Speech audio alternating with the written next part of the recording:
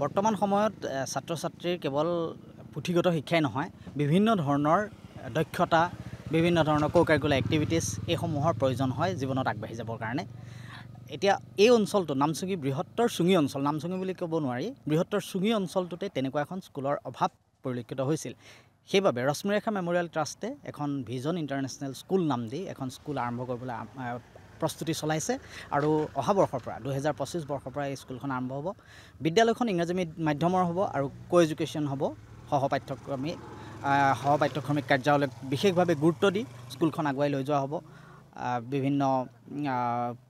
competitive এক্সামৰ কাৰণে যিখিনি ল'ৰা ছোৱালীক লাগে সেইখিনিৰ প্ৰস্তুতিও এই স্কুলত দিয়া হ'ব এখন আধুনিক বা অত্যাধুনিক বুলি এতিয়াই ক'ব নোৱাৰি এখন আধুনিক ধৰণৰ এখন বিদ্যালয়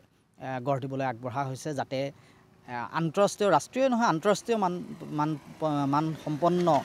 এখন বিদ্যালয়ত পৰিণত হয় আৰু ছাত্ৰ ছাত্ৰীসকলক বিভিন্ন ধৰণৰ দক্ষতা পুথিগত শিক্ষাৰ লগতে এইসমূহ যাতে তেওঁলোকে আয়ত্ব কৰিব পাৰে সেইসমূহৰ ব্যৱস্থা কৰা হ'ব বিদ্যালয়খন যদিও ইংৰাজী মাধ্যমৰ হ'ব যিহেতু অসমীয়া মাতৃভাষা হৈছে অসমীয়া গতিকে অসমীয়া ভাষাটোক সম্পূৰ্ণৰূপে গুৰুত্ব দি ইংৰাজী মাধ্যমৰ স্কুল হিচাপে এখন লৈ যোৱা হ'ব আৰু আমি অন্য ইংলিছ মিডিয়াম স্কুলতকৈ কিহত পৃথক আমি স্কুলখন আৰম্ভ হোৱাৰ পিছত আপোনালোকে দেখা পাব আমি বহুতখিনি আমাৰ পৰিকল্পনা আছে সেইসমূহ আমি স্কুলখন আৰম্ভ হোৱাৰ লগে লগে আপোনালোকে দেখা পাব কেনেকুৱা ধৰণে আমি আগবঢ়াই লৈ যাওঁ ধন্যবাদ আজি আমি নামচুঙি অঞ্চলত আমাৰ ভিজন ইণ্টাৰনেশ্যনেল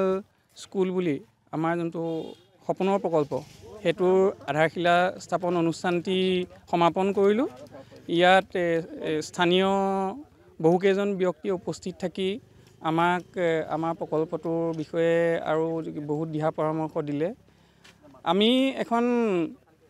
নাৰ্চাৰীৰ পৰা 12লৈকে এখন পূৰ্ণাংগ ৰাষ্ট্ৰীয় পৰ্যায়ৰ স্কুলৰ পৰিকল্পনা কৰিছোঁ এই গোটেই প্ৰকল্পটো পৰিচালনা কৰিব ৰশ্মিৰেখা মেমৰিয়েল ট্ৰাষ্ট বুলি এটা ট্ৰাষ্টে তো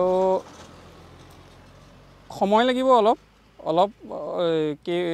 কেইটামান বছৰ লাগিব হয়তো আমাক গোটেই স্কুলখনে পূৰ্ণাংগ পৰ্যায় পাওঁতে